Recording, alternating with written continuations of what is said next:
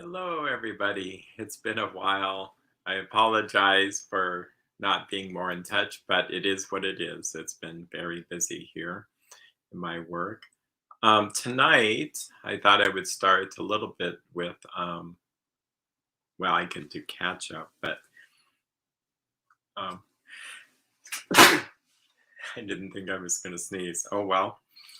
Um, Two books. You Must Relax, Edmund Jacobson. Okay. I'll put a link in the description there. I read this um, shortly after going to New York City. I prepared to, I was mentally preparing for being stressed going there. I'd been there a couple of other times, and we were going to help my wife with her cancer. And on the plane, I grabbed a book. Well, grabbed it here in the office called Paradoxical Relaxation. We're not going to talk about that tonight, but that's by WWII's excellent book. You probably won't find it. It's probably $100, maybe $50 or $60. Hard to find because it's out of print. But it's a great book. In fact, I should probably talk about that sometime. The gist of that book is the more you try to make yourself relax, the worse it gets. So there's a lot about accepting the sensations you have right where you are. In that book, he talks about this. He talks about Edmund Jacobson and his brilliance. And he is. If you look back at some of the scientists back then, you're just shocked at how well they are, how well studied they are. They don't seem to be well, I want to be positive here, but money and greed doesn't seem to be part of that. They're not trademarking their exercises and stuff, and I understand all that. But he came up with something called the progressive relaxation. And it was an exercise you did by tensing a muscle and then relaxing it. I'm doing it quickly. And I have a video on that actually. What Edmund Jacobson sought to do is to teach people how to relax their bodies and in hopes that the mind would follow. Very interesting approach because most of my training is relax the thoughts, helps your thoughts change your thoughts and your body will relax. This is the opposite. That he said a tense body will create a tense mind. So this technique of progressive muscle relaxation, progressive relaxation, no one really ever does it like it was intended to be done. What we mean by that is his idea was that you're only doing attention to notice what it's like not to tense. So this idea of non-effort. But what it became is you do all these things in one setting. You tense your toes, then you relax your toes. You tense your ankles, then you relax your ankles up through every part of the body. And did I use this years ago? Yes. Did it work? Yes, but it was not what he intended. But we'll talk about that tonight. So we're going to talk about this book. And the theme of this is what we can learn from the masters in the 1920s, 1930s, 1940s. Another person who we normally wouldn't think of as a master, Dale Carnegie. Well, a master in psychology, but he's not a psychologist. He's just a person who really understands these things. And most people might know of Dale Carnegie, How to Win Friends and Influence People. Another excellent book. Believe it or not, um, still selling copies. I know people who have taken his training who were really, really, really, really shy, get through the course, and they come out knowing how to interact with people. Probably better than your average person. Now, this might have been well, it's not my grandmother's, but my grandmother did have a copy like this. I think she worried.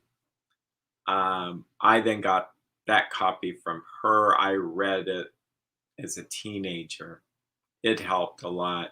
Did it cure all my worries? No, it didn't. I mean, it's just part of the story. Part of it is I probably didn't take the principles and really practice them. So I reread this. So once I started to read this, and I was astounded how it fits today what we're going through. Then I read this one.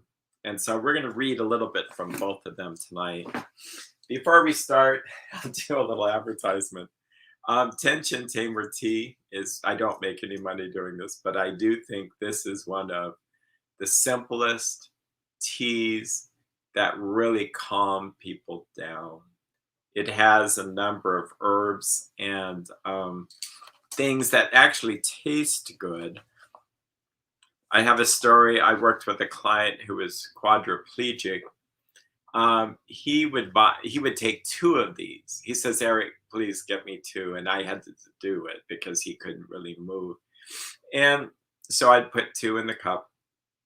And he drank that for many years when I saw him. And then, well, he passed away.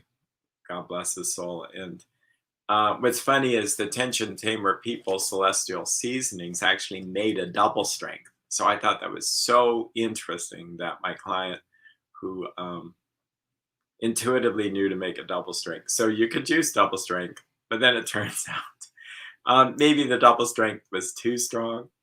But anyway, the tastes in this are peppermint, cinnamon, ginger, chamomile, lemongrass, licorice, catnip, tilia flowers, and then a bunch of natural flavors, which probably aren't natural. But all those are calming.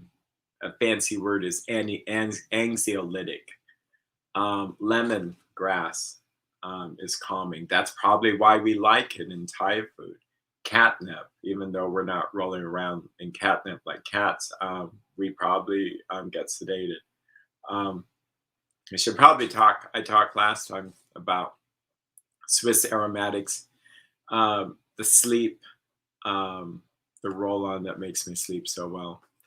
Has hops, So yeah, I love this. In fact, I'm going to have some tonight. Now, if you're the type of person who takes this and you feel a little bit more anxious, from an EEG point of view, that could be that you're slowing yourself down too much, and that speeding you up actually calms you down. So be mindful and aware of your body when you try things. I have my nice little cup here, which I find comforting. The fall is a time when we could settle down from all the activity in the summer.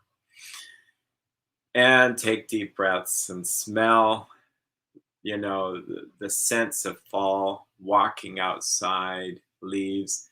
I enjoy walking into places where they have cinnamon scented, pine cones. And on that note, another thing that I find comforting, little pumpkin, my wife, but candle. I don't know if you can see it, but it's inside there. That's better. Got this at a Christmas bazaar, and I find it very nice. Then I'm going to do my other advertisement. Perfect Morning. It's 1803 Candle Company. Snohomish, the little town of Snohomish. I'll try to remember to put this. I walk in, we light candles. Well, we just love that candle scent. We just do. It's kind of weird how you can just wake up in the morning and can't wait to light the candle, come to the office. I shouldn't say all, but most every client walks in and goes, I love this. What is this? It's Perfect Morning. And it's kind of coffee scented, but it has other notes if we're using fancy language. So, doing things that help you feel comfortable, because I will say that in this world, this I have clients coming in every day saying, well, they're looking at the news and they're really frightened or upset, but more frightened. I think people are frightened what's going to happen when things start to roll out. And so, what can we do? I think I'm a praying person, I'm a surrendering person. Um, if you remember when we talked about what C.S. Lewis talked about in his article, The Atomic Age, he says, let's not stop our lives and just think and think and think about all this stuff. That's not living. And I feel like I'm boldly saying that. But have I done my share of that? Oh, yeah, I've thought too much. So the second book we'll talk about will involve that.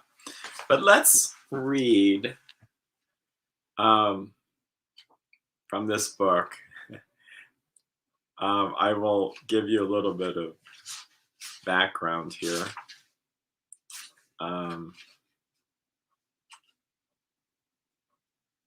Edmund Jacobson. I wish it was more prepared, but he, an MD, he traveled between two colleges and very brilliant. In fact, I should probably try to just put that in the description there. This book was originally printed in 1934. Okay. You must relax. So think of the time. 1929 was when the stock market crashed. 1934, and then it was up renewed. So 1962 is this copy. So the year I was born. Okay. So I'm just going to read here. And just, that's 58 years ago. Just think about how this is entitled Modern Living.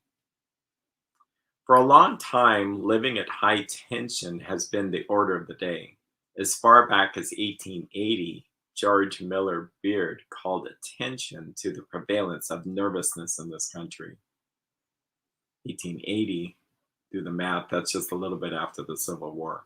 Since then, with the advent of the express train, the automobile and the plane, the telephone and the radio and the television, it is well known that the pace of life has generally increased. At the same time, opportunity and competition have developed not only in business, but also in the social, professional, and educational worlds, so that almost every individual in modern life is obliged to meet the demands of his nervous energy, which would not have been made many years ago. So think about it, think social media, the demands, the obligations. Okay. The career of the average businessman is a familiar example of high tension living. As a rule, he engages almost throughout the day in a series of activities involving considerable nervous tension. If successful, he is stimulated to attempts at greater and better achievement. If in difficulty, he is likely to spare no effort to reach security. Okay, so meaning financial security. Fatigue sometimes remains unnoticed until he finds himself almost exhausted mentally. Unfortunately, when he leaves his place of business for the day, his cares generally go with him. Tensions which have been present during the preceding hours are likely to continue in the background of his evening occupations.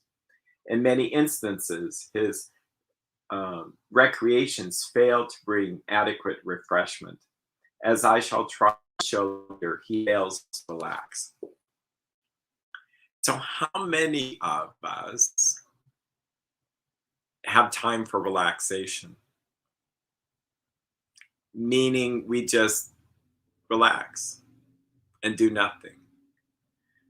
In other words, relax our tension, scan our bodies, look for tension, Just sit and do nothing. Maybe in a nice, peaceful lawn chair. Look at the flowers, or listen to the trees, or listen to the birds. Um, just feeling the temperature of the air, or go on a nice, relaxing walk. And I'm not against, a relaxation exercise, or work with a coach or a therapist, or a YouTube video, binaural sounds and white noise, brown noise. Brown noise is really fascinating to me. You can look it up, and look at the history of, well, what the science of what's the difference between white noise, pink noise, and brown noise. But um, there's an artificiality to all of it. Like, did our ancestors really go run to YouTube to relax? Um, Maybe not.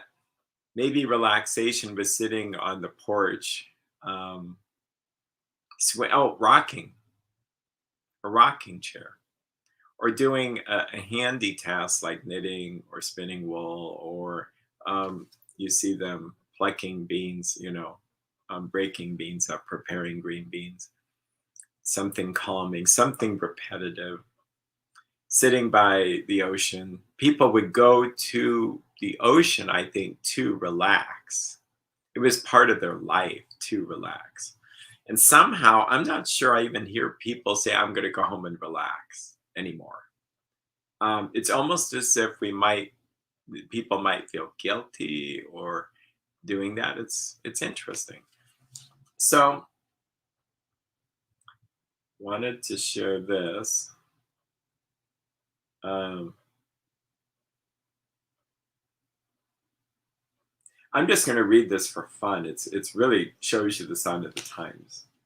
So this would have been maybe the 1960s, maybe 1940s, 50s. Social affairs in modern life has often proved no less wearing. The hostess at a dinner party or reception may spend many trying hours arranging details not apparent to the casual observer, and she frequently is not at ease until the entire event lies in the past. Attendance at cocktail parties and other functions, often carried far into the night, may produce more fatigue than an equal number of hours at her custom work. This is especially likely if the gaiety is repeated night after night. The small talk conventional at such affairs, when protracted, may make a demand upon nervous energies comparable with that required for concentrated work. Effort is required of the average individual in order to remain attractive to his associates over a period of hours. It seems entirely probable that for the younger set, at least, a tendency to high nervous tension is increased with the frequent use of alcoholic beverages and with the common presence of sexual urges. Commonly, in my experience with patients whose social activities have required an excessive amount of time, there has been developed an apparent poise, an outward appearance of calm deliberately assumed in order to conceal slight but troublesome nervous tensions. In spite of such so called recreation, the individual fails to secure that degree of relaxation, which is the purpose of this book to describe. So he's talking about the dinner party hostess who greets all these people with this wonderful poise and calm and relaxed. She would have spent a couple of days or maybe all day preparing for such a feat. The business associates would have come on, and back in the 1950s, you would have wanted to impress these people. I mean, so different are our days. And people would have worn nice clothes and would have made small talk, and what he's saying is that this kind of energy and tension could be equal to that of the person working in the office with concentrated work. It goes on talking about teachers at work, at school, colleges, that how hard it is for them to make, in the grades in high school. They have the task of maintaining discipline in a restive young race. Oh my gosh. I mean, you know, back then they weren't worried about people coming in and blowing up the school. You want to talk about tension and stress. Back then, it was maintaining discipline with maybe the rascal, the hoodlum, who, 1950s. In the colleges, those who bear the burdens of executive work frequently find an almost endless detail of matters for decision and action, while those who engage in research in addition to teaching may find their minds active each night for many hours after they have attempted to quit their labors. Fascinating. So there are people that can't stop thinking or stop their work project.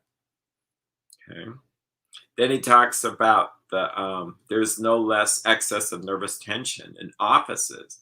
The stenographer who has to write many words per minute in order to get her work out. So those who don't know what a stenographer was, there was something in the olden days called shorthand, where someone would dictate to this person, usually a male, would dictate to someone, usually a female, who would had this whole code of writing. And there was a whole class you went to be able to quickly identify how to write this. And then she would go and translate it into long hand, shorthand, longhand.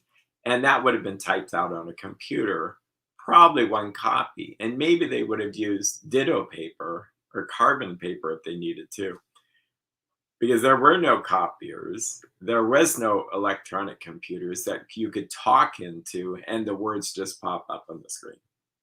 Wild. Okay.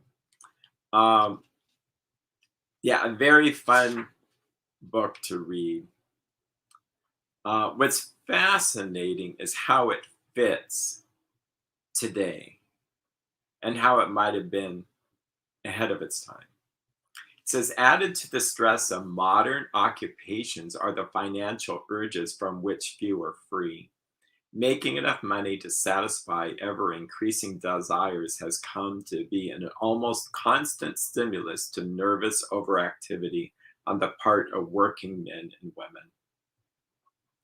No less responsive to the overstimulation of modern times are our youngsters. From infancy through adolescence, as our tissues age and pass from sol to gel, not sure what that means, overall muscular activities normally tend to decline. The individual ordinarily quiets down. If I slow down and think about it, so the little kid is constantly moving. As you begin to be a teenager, you might start being involved in athletics, but you just aren't constantly moving. You do sit down and maybe become a couch potato. It says, however, under the overstimulation of modern times, with each organ of the body more or less affected, the normal trend is often retarded and signs of general excess tension become all too manifest in our youth. Then we note the incessant restlessness in many of our children, their louder, high-pitched voices, their unremitting search for exciting occupations, their addiction to the radio even during hours of study, and to the television even when they should be doing something else. No wonder the overtension of the child life today is manifested in a variety of symptoms which sometimes physicians like to call psychosomatic. There were no cell phones. Addiction to the radio, even while studying. Oh my gosh, that's doing two things at once. That's too much stimulation. These often include nervous habits and tendencies of many forms, including speech disturbances, facial tics, undue fears, and other emotional disturbances. Often the child, however, bright naturally, suffers in his schoolwork.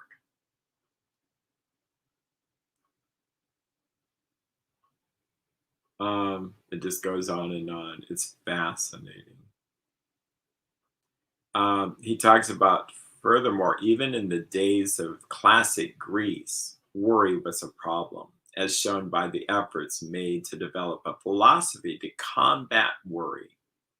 For example, the teachings of the Stoics, including Epictetus. So you can look that up. I was talking with a friend. He was talking about one of the best things on worry. He got, actually, he's a Christian, but he got it from a secular source. And it might have been this, something from Greece, but it wasn't this particular Greek philosopher. He said it's really rooted in trying to change things that are out of our control, like the future and stuff like that. I mean, the nice thing about just relaxing one's body is just being here, just being with my body, being with the muscle tension, letting it be, not trying to do anything. You can relax it if you want, but not trying too hard. Okay. There's a few things I wanted to point out. This is fascinating. The next chapter is called Tension. And he talks about how overstimulated everybody is because of war and blood pressure and even diabetes.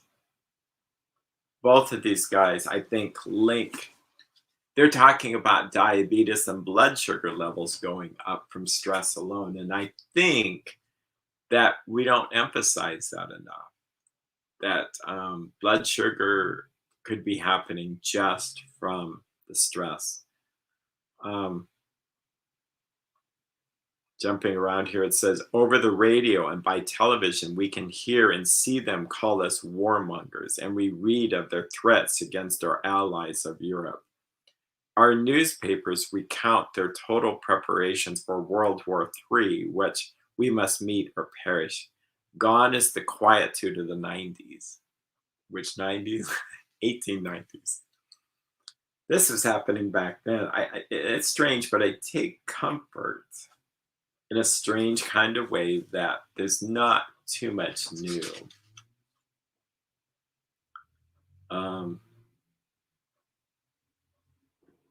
Here it's talking about the foreboding. Well, it talks about Pearl Harbor, so this revision included that. Then atomic and hydrogen bombs. And then talking about inflation.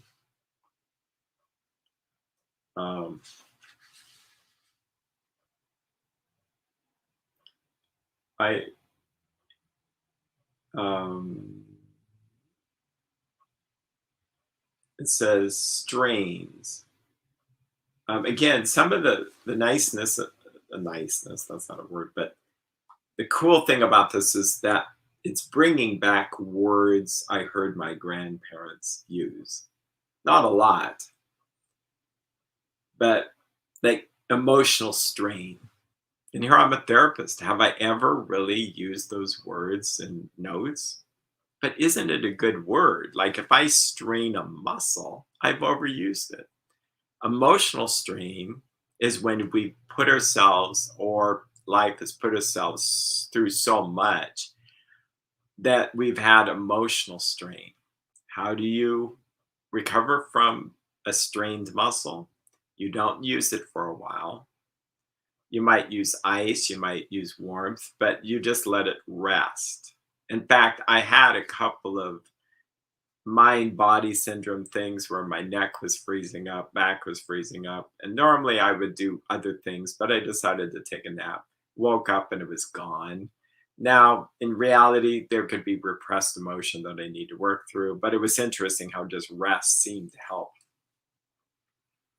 Signs of overstrain can be many and various. The individual may merely show indications of fatigue and added irritability, or he may appear to grow old, acquiring gray hair and added lines and folds in his face. His blood pressure may rise, at least for a time, even if later it falls to former levels. Some persons become unable to fall asleep or even to sleep the night through, while others, with advancing fatigue, fall asleep as soon as their heads touch the pillow. Most common among the signs of nervous overstrain, and in parentheses, and most easily overlooked by the doctor as due to his cause, is upsets of digestion.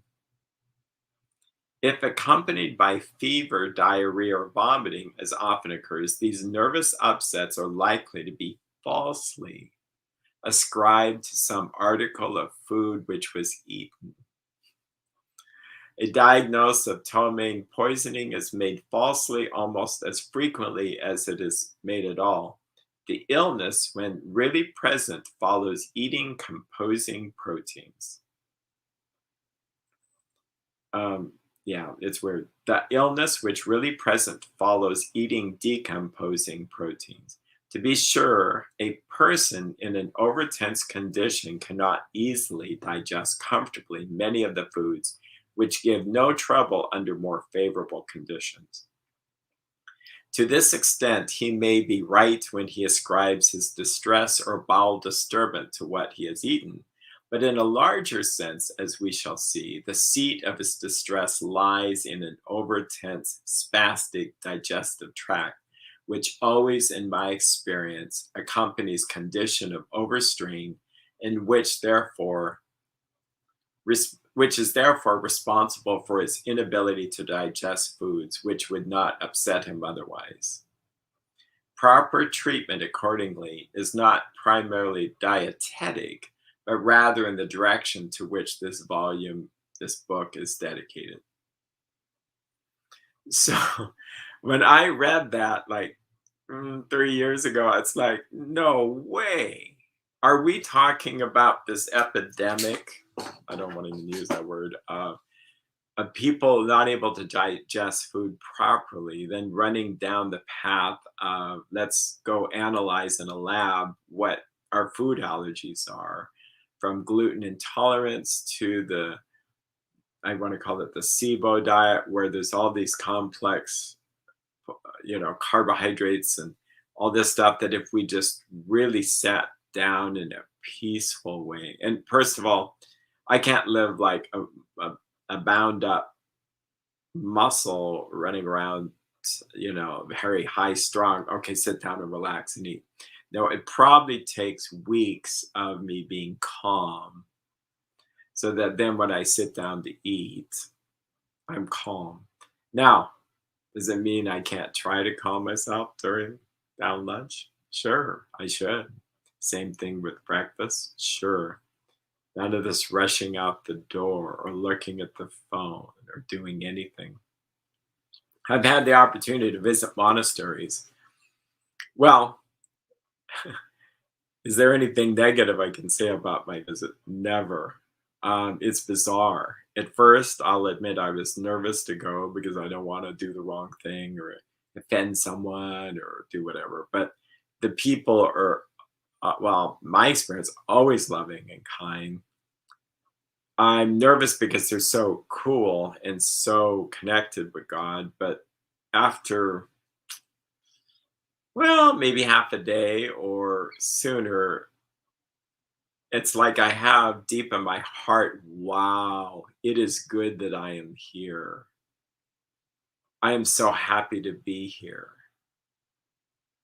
And it's like a holy place, and it's not emotional as much as it is spiritual.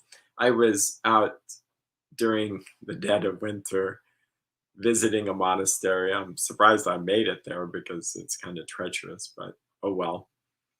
And I was staying there, and of course, after a few days, you help, but it's like I can help sooner. And they had all of this frozen boxes that they had not broken down. And they said, "Can you break these boxes down for us?" Sure, that's easy. And I said, my back's that's when I had the bad back, but now I don't think that way. And even then I said, fine, I'll just do that. So I'm breaking down boxes, and it's harder when they've actually frozen to the ground. and it's solid. It's like ice boxes, but I just work on it little by little by little. The sun's coming out. It helps a little bit. I'm kind of praying this prayer, which I really enjoy praying and doing this. And um, I'm glad I'm going down this path. I didn't even plan on this. So this nun comes out. Would you like some tea? Sure. Um, so then I say she floats back out. It's really not that they're normal people, but she brings me this tea, and of course, it's going to be the best cup of tea in the world. It's probably because they pray while making everything. The food is simple. My point, actually, I need to get to the point of the story, and I'll come back to the story, is when you eat at a monastery, no one talks. You don't say hello to the guest or anything. No, you point if you wanted water, and they just do it. It's really kind of fun, and it's very quiet.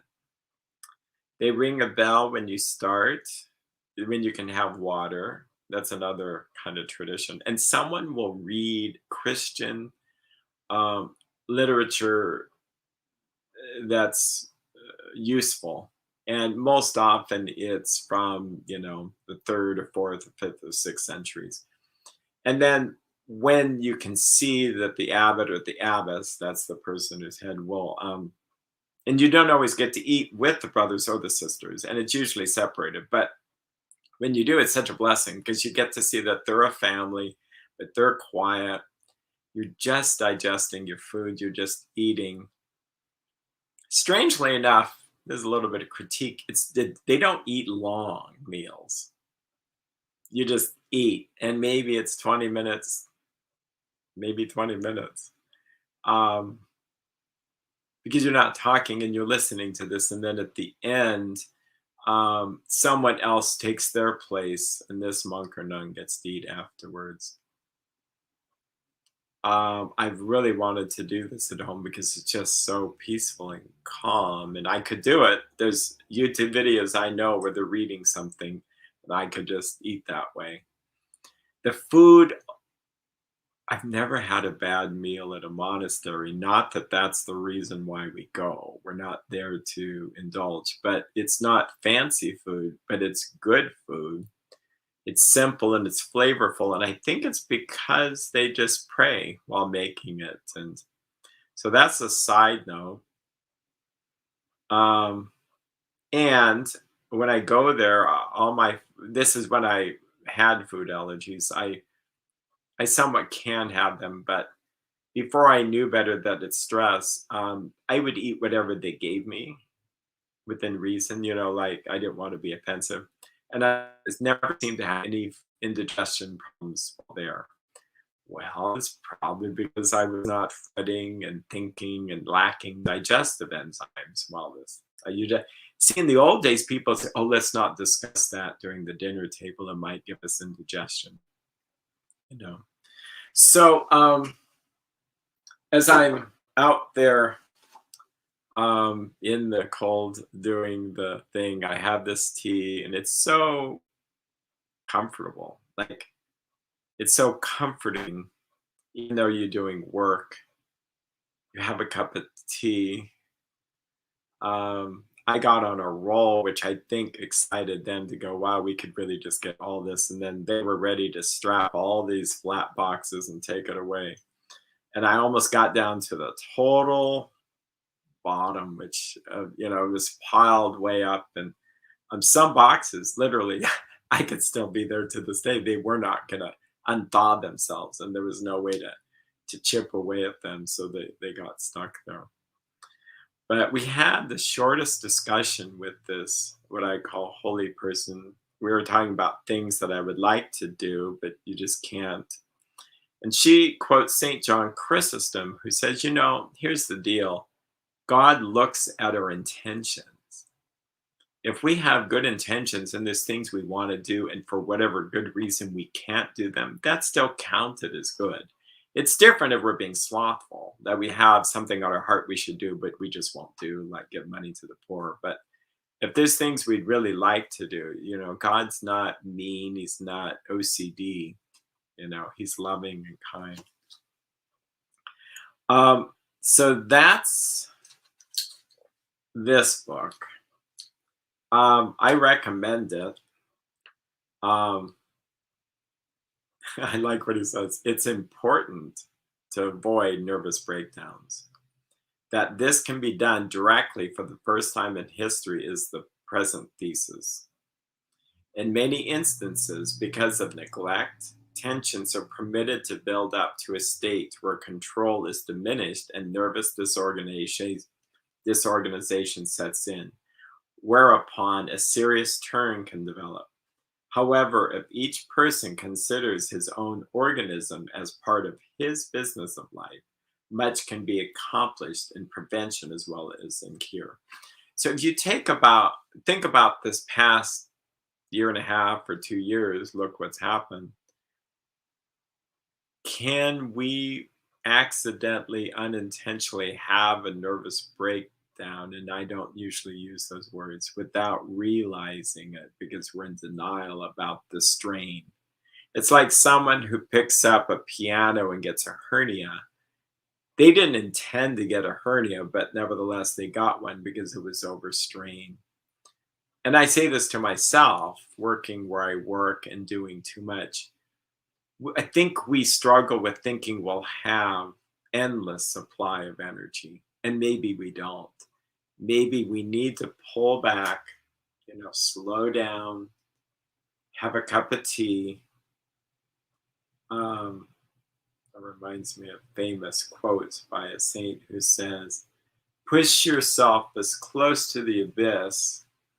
Well, and striving towards God, but when you get to an abyss, step back and have a cup of tea, which sounds like a really funny thing, but it's this idea of know your limits. One short thing on this. Oh, by the way, this book I probably got for $5. There's let's see, various copies. It's just fun reading, and it goes through the exercise of slowing down. Okay. Step by step. He actually worked with Bell Telephone Laboratories, developed the electromyograph, myo mean muscle, and little sensors were put, and there were needles and could be put on muscle tension, and you could see the the most sensitive muscle movements.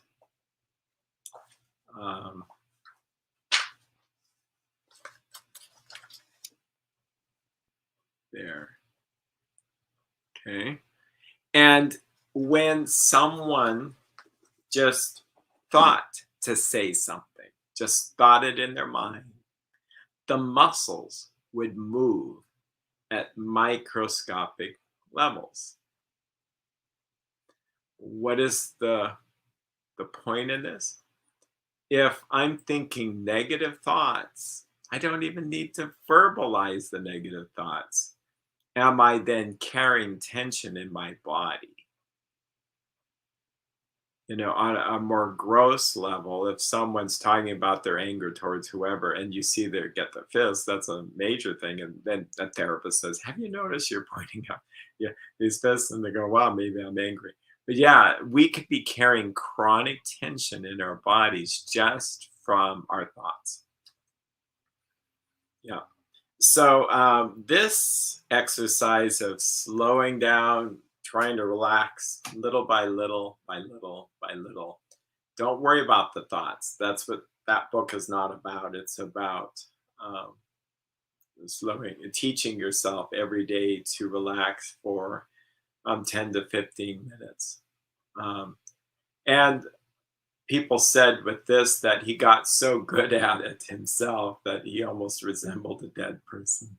Yeah, fascinating. So let's turn our attention to the how to stop worrying and start living.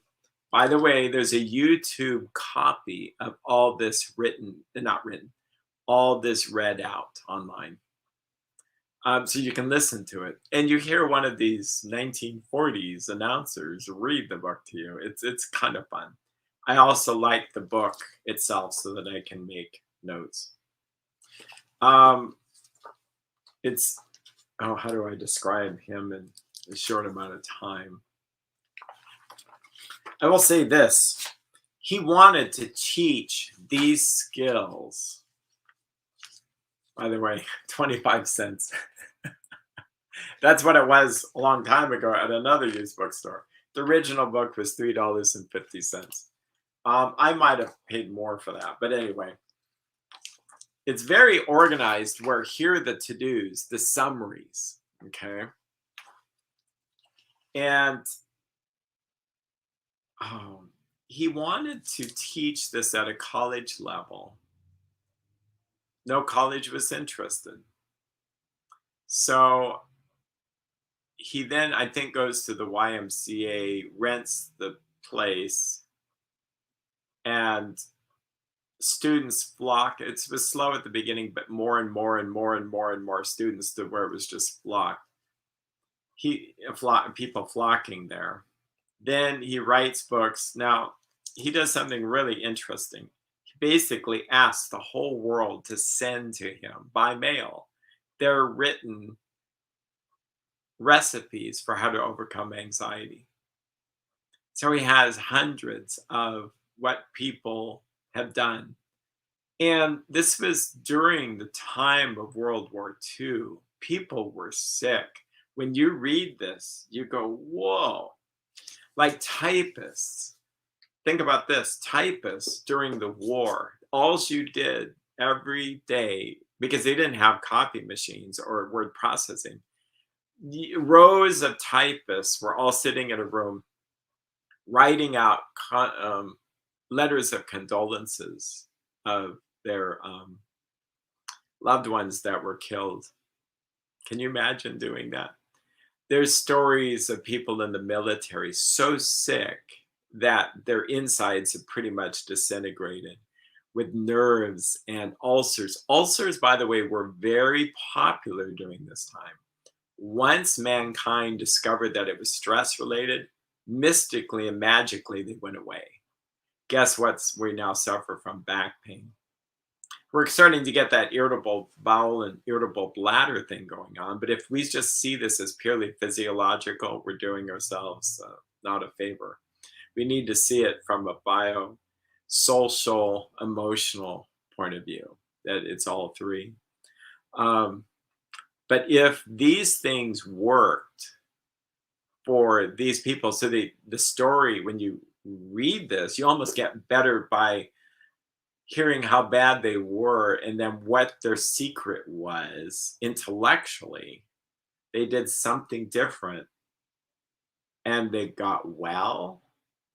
That's what's really fun about this. It's unlike any other book. And so I'm going to read a little section. 7 ways to cultivate a mental attitude that will bring you peace and happiness. Chapter 12, 8 words that can transform your life. A few years ago, I was asked to answer this question on a radio program. What is the biggest lesson you have ever learned? That was easy. By far the most vital lesson I had ever learned is the importance of what we think. If I knew what you think, I would know what you are. Our thoughts make us what we are. I think of the Bible verse, as a man thinketh in his heart, so is he. Our thoughts make us what we are. Our mental attitude is the X factor that determines our fate.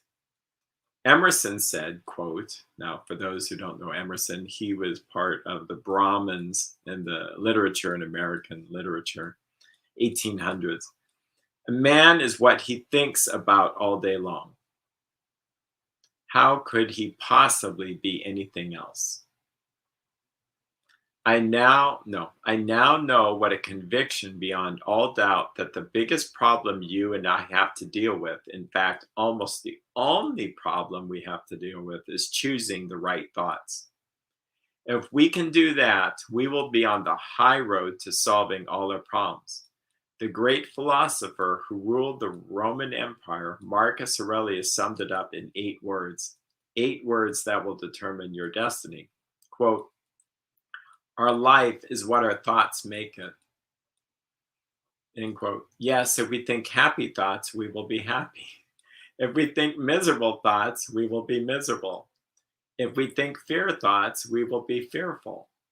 If we think sickly thoughts, we will probably be ill. If we think failure, we will certainly fail. If we wallow in self pity, everyone will want to shun us and avoid us. So, um, did you know that before? Probably. Um, is it new? Probably no. You've known this, but it's fun to hear this again and to realize, wow. So, the, what I'm trying to think about is how to put this into action. And I've thought about this for a while. Like, if I'm just thinking about all this negative stuff on the internet and it's being sold to me, um, how am I hooked into it? I think two things. One is fear. Like, if I'm fearful about something, I want to learn about something so that I can attempt to control it. Okay. So if there is a rattlesnake in our house somewhere, the fear drives me to make myself safe. It's going to make me figure out where is that rattlesnake. It makes me think about a gun or some kind of device to get it out, or to go run down the street and call from another home, animal control, something like that. That fear moves me to action, to do something, to solve it. It's God given, it's self protective. If I'm watching something on the internet about something that I really can't control, but somehow my knowing it will protect me, but you have to do the spiritual math. Is this really benefiting me watching something that I can't control anyway? Now, I could pray about it, which I think is a great idea. But other than that, do I really need to know? So I think there's that aspect. I think the other hook is um, being in the know, which is kind of a strange pride combination, inflated sense of self that if I know something, then I'll be a little bit more in the know than maybe someone else. And then what I do, I share that knowledge with someone else as if that's benefiting them. Oh, did you know that the world's falling apart? That's probably not helpful. That's probably fear mongering. Okay. So I'd say during the summer, for the most part, we just kind of gave up on all that. Did we feel happier? Oh, absolutely happier. Our thoughts were happier. I work in a world where it's important to be with my clients who may have unhappy thoughts, but that can bring me down unless I counteract it with happy thoughts. And then I might have shared this a few live streams ago about focusing on the Bible verse where it says, think on things whatsoever is pure and lovely and good report. Think on these things. It doesn't say, well, and it's okay to think about some of these negative things because it is the end of the world, and so all the rules change. No, it doesn't say to do that at all. And so be mindful that some things on the internet you watch, ask how much are they playing upon your fears, even if it appears to be good information. And, that's what I'm judging things by. Um, there's another great book.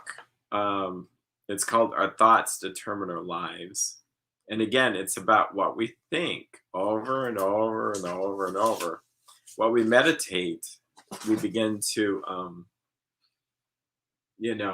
it becomes part of us. I think it causes muscle tension.